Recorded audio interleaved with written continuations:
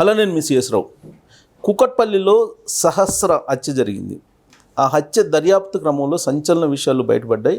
ఆ విషయాలు ఏంటి అనేది తెలుసుకుందాం. ప్రస్తుతం మన దగ్గర సామాజికవేత్త కృష్ణకుమార్ గారు ఉన్నారు. ఆమెతో ఇంటరాక్ట్ అవుదాం. నమస్తే మేడం. నమస్తే మేడం, సహస్ర మర్డరు, దాని తర్వాత దర్యాప్తు. ఆ దర్యాప్తులో కొన్ని సంచలన అలాగే కొన్ని వినరానటువంటి అంశాలు కూడా బయటపడ్డాయి. ఏంటి ఉలిక్కిపడేటట్టు ఏంటవి? ఇప్పుడు మామూలుగా 4 రోజులు చాలా కష్టమైంది పోలీసులకి. బాగా జుట్లు పిక్కున్నారు పోలీసులే కాదు, యూట్యూబ్ ఛానల్స్ వాళ్ళు, వీళ్ళ మీడియా ట్రైల్స్ వీళ్ళు, అలాగే చుట్టుపక్కల వాళ్ళు. అసలు ఆ 4 రోజులు అయితే మటుకు చుట్టుపక్కల వాళ్ళు కూడా అసలు వాళ్ళు చాలా సమయం కేటాయించారు.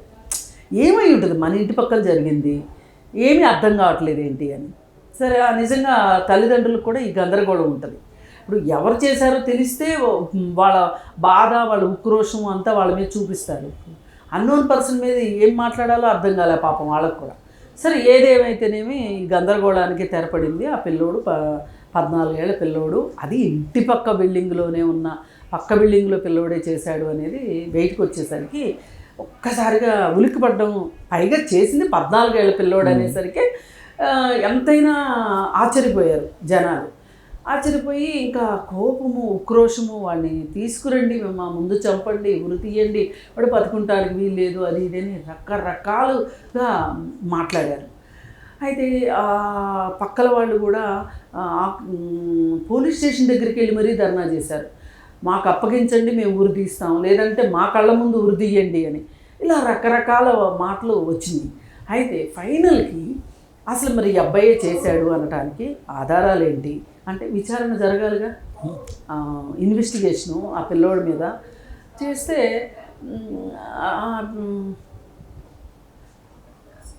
అసలు ఎంత పోలీసు ఒక చిన్న మాట అన్నది, గేమ్ ఈజ్ ఓవర్, ఏం జరిగిందో ఇప్పటికైనా చెప్తావా అని ఒక్క మొక్క అబ్బాయితోటి. అంటే అసలు అనుమానం రావడానికి కొన్ని హింట్ ఇచ్చారని కదా? కాదు, పోస్ట్ మార్టం రిపోర్ట్లో బలమైన కత్తిపోట్లు కాదవి. 14-15 సంవత్సరాల వయసు ఉన్న వాళ్ళు పొడిచినట్టున్నాయి అంటే అది ఒక ఫస్ట్ బీజం. ఆ వయసు వాళ్ళు ఎవరై ఉంటారు అని. అయితే వీళ్ళకి అనుమానం వచ్చింది ఎక్కడ అంటే, ఈ పిల్లోడు పద్దాకా వచ్చి పోలీసులు వచ్చిన ప్రతిసారి వచ్చి వాళ్ళు ఏం మాట్లాడుకుంటున్నారో విని వెళ్తూ పైగా ఈ పిల్లోడే క్లూ ఇచ్చాడు ఒక రకంగా. 10:30 సమయంలో డాడీ డాడీ అనే అరుపులు వినిపించినాయి అని ఇంకెవ్వరూ చెప్పలా. ఈ పిల్లోడు ఒక్కడే చెప్పాడు. చెప్తే అది ఒక కారణం, అనుమానం. ఈ మూడోది ఏమైంది అంటే, ఆ పక్కింట్లో ఉండే సాఫ్ట్వేర్ ఇంజనీరు ఈ పిల్లోడు గోడలు దూకుతుంటాడు అని ఈ పిల్లోడి మీద చెప్పటం. ఈ పిల్లోడికి 14-15 ఏళ్ల వయసు ఉండటం, ఈ పిల్లోడే డాడీ డాడీ అని అరవటం, విన్నానని చెప్పటం, మళ్ళీ పైగా చాలా ఆతృత కనిపిస్తుంది. ఇవన్నిటిని బట్టి వాళ్ళకి ఒక పోలీసు సెన్స్ అనేది ఒకటి ఉంటుంది పోలీసులకి. అది అర్థమైంది. చాలా సింపుల్గా గేమ్ ఈజ్ ఓవర్ అని ఎప్పుడైతే అన్నాడో వెంటనే పిల్లాడు అవును సార్ చెప్తాను అనేసాడంట. అనేసేసి అదే పిల్లోడిని తీసుకుని వెళ్ళారు పోలీస్ స్టేషన్. తీసుకెళ్ళి కూర్చోబెట్టి గేమ్ ఈజ్ ఓవర్ అనేసరికి చెప్తాను సార్ అని మళ్ళీ అన్నాడంట. మరి సిఐడి దాంట్లో చెప్పినట్టు సిఐడిలో కొట్టరు కదండి, చెప్పిన తర్వాత మరి మీరు కూడా కొట్టరు కదా అని అడిగాడంట. అవును కొట్టడం చెప్పు అన్నాడు.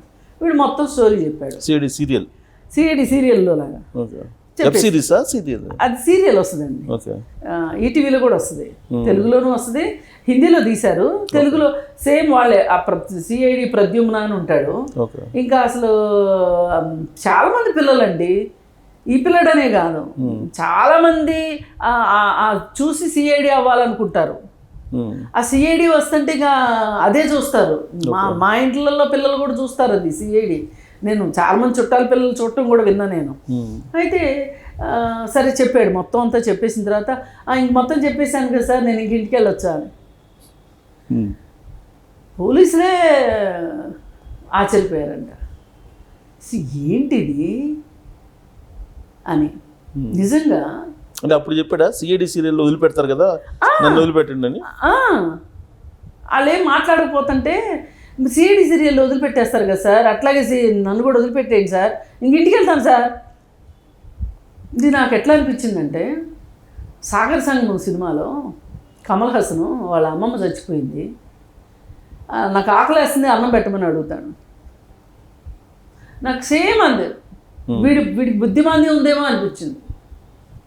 లేకపోతే చేసింది హత్య, 14 ఏళ్ళ పిల్లోడికి ఎంతో కొంత హత్యల గురించి దానిలో చూసినప్పుడు పోలీసు, ఇప్పుడు సిఐడి అనేవాడు పోలీసే కదా, పోలీసులు పట్టుకుంటారు. అవేమి నేరము శిక్ష అనే దానికి అతని డిక్షనరీలో మీనింగ్ తెలియదు. ఒక ఇల్లుస్ట్రేషన్కి వెళ్ళాడేమో అంతే, సిఐడి సీరియల్ లాగా అంతా ఉంటుంది అనుకున్నాడు. అది ఒక సీరియల్ మాత్రమే, వాస్తవం వేరేలా ఉంటుంది అనేది కనిపెట్టలేని గందరగోళ స్థితిలో ఒక త్రిశంకు స్వర్గంలో పిల్లోడు ఉన్నాడండి. కానీ దాని ప్రభావం పూర్తిగా అనుకున్నా కానీ అతను అసలు పోయింది దీనికి బ్యాట్ కోసం, క్రికెట్ బ్యాట్ కోసం. క్రికెట్ బ్యాట్, అదే నేను అక్కడికే వస్తున్నాను సార్. ఇప్పుడు ఈ పిల్లోడు ఉన్నాడు, ఈ పిల్లోడే 100% నేరస్తుడు అంటే మటుకు ఎందుకో నా కాన్షియస్ ఒప్పుకోవట్ల. ఏంటంటే, ఒక నేరం జరగడానికి ఒక ఆర్థిక పరిస్థితి, ఒక సాంఘిక పరిస్థితి, ఒక రాజకీయ పరిస్థితి, ఒక మానసిక పరిస్థితి, ఒక కుటుంబ నేపథ్యం, కుటుంబంలో పరిస్థితులు అన్నీ కలగలిసి ఉంటాయి. ఒక మంచి జరగటానికి ఈ 5 ఎట్లా ఉపయోగపడతాయో, ఒక చెడు జరగటానికి కూడా ఈ 5 ఉపయోగపడతాయి. ఈ పిల్లోడి విషయంలో దురదృష్టవశాత్తు వీడి ఇవాళ ఒక బాల నేరస్తుడిగా చట్టంతో కన్ఫ్లిక్ట్ అయ్యాడు. ఈ పిల్లోడు అవ్వటానికి ఈ 5 విషయాలు వాడికి దోహదపడ్డాయి. ఎట్లా అంటే, కుటుంబ నేపథ్యం తీసుకోండి, తండ్రి పని పట్ట చేయడు, తాగి పడుకుంటాడు పూర్తిగా, తల్లి పని చేస్తుంది, 3 పిల్లలు, ఈ 3 పిల్లల్ని పెంచాలి ఆవిడ, ఇంట్లో నిత్యం డబ్బుల గురించి గొడవలు జరుగుతూ ఉంటాయి. ఓకే, ఆ పిల్లోడి దగ్గర ఆ బ్యాట్ ఉంది. ఒకసారి ఆడుకునిస్తాను ఇమ్మని చెప్పి అడిగాడు, వాడు ఇవ్వనన్నాడు. ఎవరు? ఈ సహస్ర తమ్ముడు. వాడు స్కూల్కి వెళ్ళాడు, సహస్ర కూడా స్కూల్కి వెళ్తుంది. వాళ్ళ అమ్మ నాన్న పనులకి వెళ్తారని తెలుసు వీడికి. ఈ టైంలో వెళ్ళా బ్యాట్ తెచ్చుకోవాలి, అది కాన్సెప్ట్ అంతే. దానికి నువ్వు అసలు ఆ బ్యాట్ ఎందుకు నువ్వు వెళ్ళి తీసుకొచ్చుకోబోయావు అని అంటే, మా ఇంట్లో అసలే డబ్బులు గురించి గొడవలు అవుతున్నాయి, మళ్ళీ నేను ఇప్పుడు బ్యాట్ అడిగితే డబ్బులు ఎక్కడి నుంచి వస్తాయి.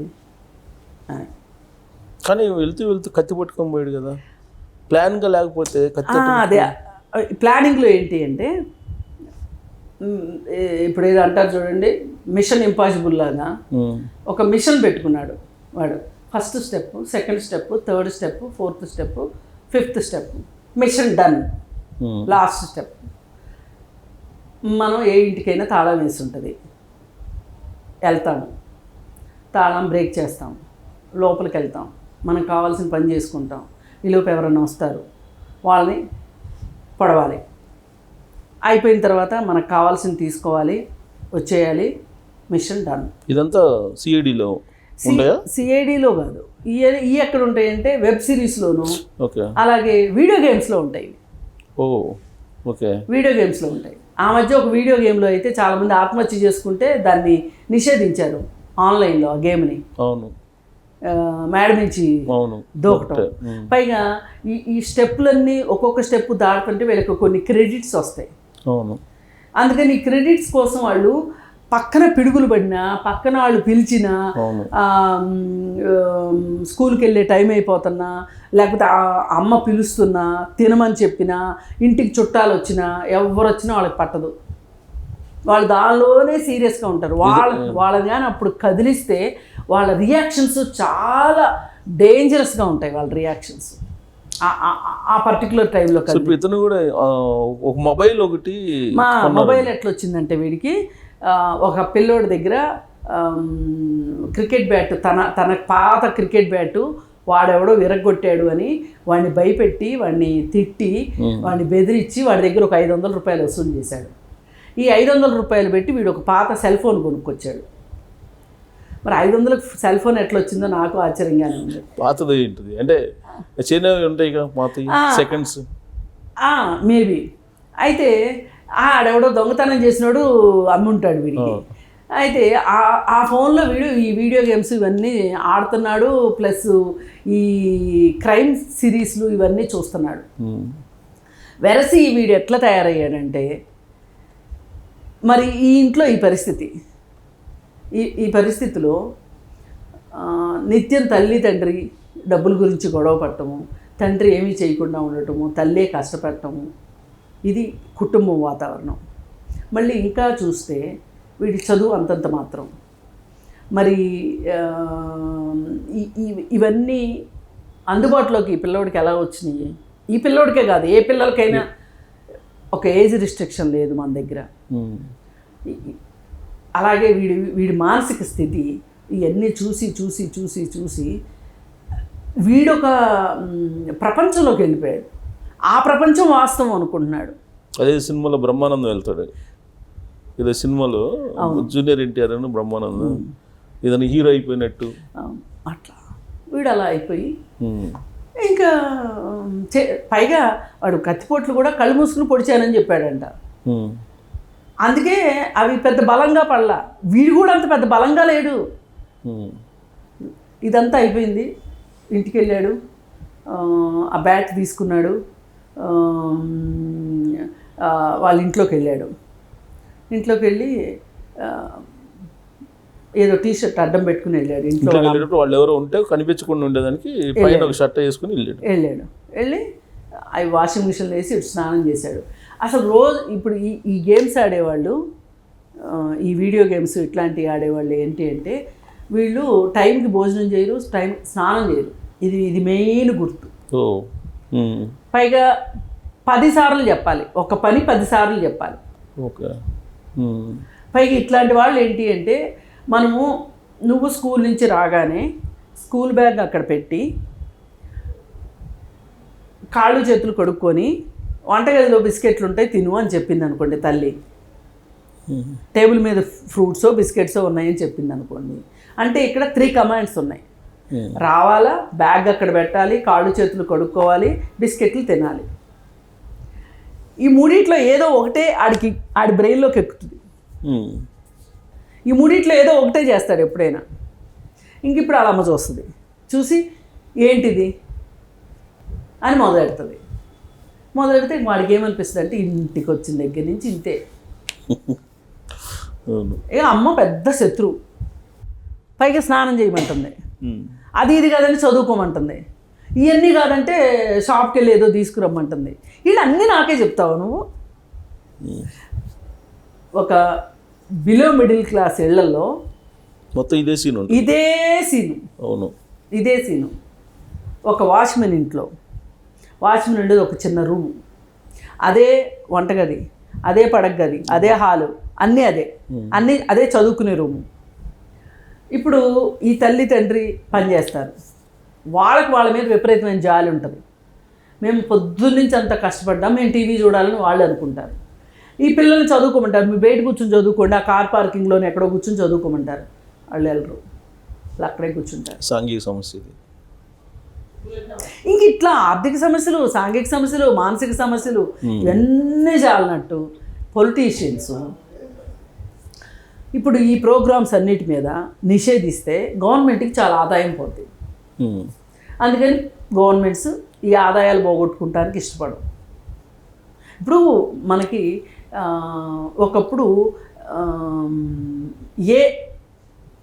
ఉంటే కనుక సినిమా హాల్లో టికెట్లు ఇచ్చేవాళ్ళు కాదు. అయితే అందుకని చెప్పి పిల్లల్ని ఇంట్లో పెట్టి పెద్దోళ్ళు సినిమాలకు వెళ్ళేవాళ్ళు, పిల్లల్ని తీసుకెళ్ళడానికి అవకాశం ఉండేది కాదు. ఇప్పుడు ఓటీటీలు వచ్చిన తర్వాత సినిమా హాళ్ళల్లో ఇది ఆ పట్టింపు లేదు. ఇప్పుడు మీరు కావాలంటే చూడండి, ఇచ్చేస్తున్నారు టికెట్లు.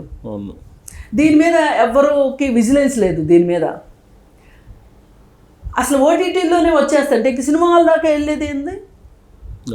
ఇప్పుడు ఒకవేళ అమ్మ నాన్న సినిమాకి వెళ్ళారనుకోండి, వీడు చక్కగా ఓటీటీలో కూర్చొని నచ్చింది చూస్తాడు. చూసుకోవచ్చు, క్రైమ్ సీరియల్ చూసుకోవచ్చు, చూసుకోవచ్చు, క్రైమ్ ఏదైనా. అదేమంటే పాస్వర్డ్లు ఇప్పుడు ఆంధ్రప్రదేశ్లో ట్యాబ్లు ఇచ్చారు. ట్యాబ్లు ఇచ్చి వాళ్ళకి పాస్వర్డ్ ఉంటుంది కదా నెట్కి, పిల్లలకి పాస్వర్డ్లు ఇవ్వకోకుండా టీచర్సే పాస్వర్డ్లు పెట్టేసేసి వాళ్ళకే తెలుస్తాయి. కానీ ఈ పిల్లలు వీళ్ళ తెలివితేటలతోటి ఆ పాస్వర్డ్లు క్రాక్ చేసి వాళ్ళకి నచ్చిన గేమ్స్, కొంతమంది గేమ్స్, కొంతమంది ఇంకొకటి చూస్తా కొంతమంది పోర్ను చూడడం మొదలెట్టారు. దానిలో భాగంగానే ఆ మధ్య ఒక 9 ఏళ్ళ అమ్మాయిని అత్యాచారం చేసి ఇంటికి వచ్చి చెప్తే ఇంట్లో వీళ్ళు చంపేశారు కూడా అమ్మాయిని, ఎక్కడ చెప్తుందో అని. ఇంటికి వచ్చి పెద్దవాళ్ళకి చెప్తే వీళ్ళు ఏం చేశారు, మీరేం భయపడమాకంట్లే అని చెప్పి ఆ అమ్మాయికి రాయి కట్టి నదిలో పడేశారు. ఆ బాడీ ఈ రోజుకి దొరకలే. ఇప్పుడు ప్రతిపక్షాల వాళ్ళు మాట్లాడేది ఏంటి, ఈ ఎంత అసమర్థమైన ప్రభుత్వం, డెడ్ బాడీ కూడా కనిపెట్టలేదు అంటారు. ఇప్పుడు రాయి కట్టి వాళ్ళు చెప్తున్నారు మేము రాయి కట్టేసామని వాళ్ళు చెప్తున్నారు. ఇప్పుడు ఇక్కడ ఎవరిని నిందితులు చేద్దాం చూడండి. సో ఇప్పుడు ఈ ఇన్సిడెంట్ కూడా అదే, ఎవరిని నిందితుడిని చేయడానికి లేదు. కాకపోతే కత్తి పెట్టి 14 సార్లు 22 సార్లు పొడిచాడు కాబట్టి 14 ఏళ్ల పిల్లోడు ఆడు ఒప్పుకున్నాడు కాబట్టి దానికి సంబంధించిన కత్తి దొరికింది. బ్లూ రేస్ టెక్నాలజీ అని ఒక టెక్నాలజీ ఉంది. ఆ టీషర్ట్లో బ్లడ్, ఈ అమ్మాయి బ్లడ్ మ్యాచ్ అయింది కాబట్టి వీడే నేరస్తుడు. ఇందులో ఏమి పరిస్థితి ఏంటి, జువెనైల్ హోమ్కి వెళ్తాడు. 18 ఏళ్ల వరకు జువెనైల్ హోమ్లో ఉంచుతారు. జువెనైల్ హోమ్లో ఉంచిన తర్వాత 18 ఏళ్ళ తర్వాత బయటకు వస్తాడు. ఈ లోపు ఏం జరుగుతుంది, ఈ లోపు వాడికి అక్కడ చదువుకుంటాడు. కౌన్సిలింగ్ ఇస్తారా, లేదంటే ఇంకా ఇదే ఇల్లుస్ట్రేషన్లో ఉంటాడా? అలా కాకుండా చెయ్యాలనేది మనలాంటి వాళ్ళం మాట్లాడతాం. కానీ అక్కడ జరిగేది 18 ఏళ్ళ తర్వాత వాడు యథావిధిగా బయటకు వస్తాడు. చూడండి, నేను ఛాలెంజ్ చేసి చెప్తున్నా. ఎందుకంటే ఒక 3 సంవత్సరాల కాలం ఏం చిన్న టైం కాదు ఒక మనిషిని మార్చడానికి. ప్రభుత్వానికి విల్ అండ్ విష్ ఉంటే ఖచ్చితంగా మార్చవచ్చు. కానీ ప్రభుత్వానికి ఆ విల్ అండ్ విష్ లేదు. బాలల పట్ల, బాలల హక్కుల పట్ల, వాళ్ళ పట్ల వీళ్ళకి ఒక ఆర్తి అంటాం చూసారా, ఒక మనసులో ఒక అరే పిల్లలే ఇలా అయిపోయారు, మానవీయ కోణం లేదు. ఆ పిల్లలు బాగుండాలి అనే ఇది లేదు వాళ్ళకి. ఉంటే ఈరోజు ఇంతమంది బాల నేరస్తులు తయారుగారు. ఒకవేళ తయారైన బాల నేరస్తులు సంస్కరించబడకుండా బయటికి రారు. ఇప్పుడు సంస్కరించబడి బయటకు వస్తున్నారంటే మటుకు లేదు, అది ఒట్టి మాట. నేను వెళ్ళాను, జువెనైల్ హోమ్స్ చూశాను, అక్కడ పరిస్థితులు చూశాను. ఆ పరిస్థితులు చూస్తే వాళ్ళ మొహాల్లో ఎంత క్రౌర్యము, ఎంత కోపము, ఎంత బాధ ఇంకెక్కువ అవుతుంది. తల్లిదండ్రులకు దూరం అవుతారు, సమాజానికి దూరం అవుతారు. వాళ్ళు ఒక జైల్లో ఉన్న ఫీలింగు. వాళ్ళని వాళ్ళు ఏమాత్రము బాధ్యులను చేసుకునే వయసు లేదు వాళ్ళకి, ఆ మెచ్యూరిటీ లెవెల్స్ లేవు. అవన్నీ తీసుకురావాల్సింది ఎవరు? అధికారులు. తీసుకురారు వాళ్ళు. అంత ఇప్పుడు వీళ్ళే కాదండి, మామూలు జైళ్ళల్లో కూడా, జైళ్ళు అనేవి శిక్షణాలయాలు కాదు, సంస్కరణాలయాలు. కానీ ఎక్కడ సంస్కరణ జరుగుతుంది? అక్కడికి వెళ్ళాడు, ఇంకో 4 నేర్చుకుని వస్తున్నాడు. సో సహస్రం చంపిన అతను పిల్లడు మళ్ళీ కరుడుగట్టి నేరస్తులాగా వస్తాడేమో. వచ్చినా ఆశ్చర్యపోవు, రాకుండా ఉంటే కోరుకుందాం మనం కోరుకుందాం. ఈ జువెనైల్ జైల్లో ఆ మాత్రం సంస్కరణ జరగాలి. ప్లస్ ఇంకొకటి ఏంటంటే అండి, ఇది ఒక కేస్ స్టడీ మనకి. ఈ కేస్ స్టడీలో ఇప్పుడు మనం మాట్లాడిన కోణాలే కాదు, ఇంకా చాలా కోణాలు ఉంటాయి. స్టడీ చేయాలి. స్టడీ చేసి మనం సమాజంలో ఏం మార్చగలం, పిల్లల జీవితాల్లో ఏం మార్చగలము అనే దాని మీద మనకు ఒక స్టడీ జరగలేదనుకోండి, ఇంకా ప్రభుత్వం ఏం చేస్తున్నట్టు? Question mark. Right. Thank you.